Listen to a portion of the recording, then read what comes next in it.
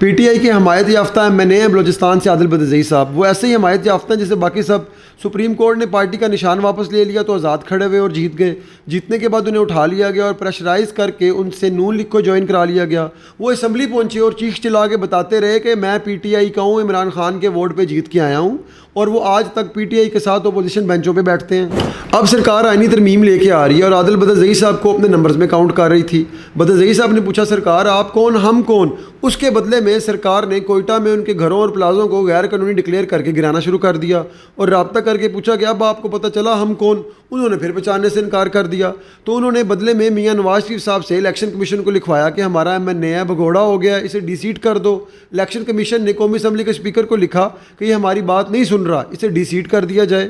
سر آپ اندازہ لگائیں، یہ آپ کی کل جمہوریت اور سرکار کی آئینی ترمیم کو منظور کرنے کی تڑپ۔ پھر میاں نواز شریف صاحب پوچھتے ہیں کیوں نکالا مجھے، کیوں نکالا؟ میاں صاحب اس وجہ سے قدرت بھی آپ کو زیادہ عرصہ اقتدار میں نہیں رہنے دیتی کیونکہ آپ لوگوں کی زندگیاں حرام کر دیتے ہیں۔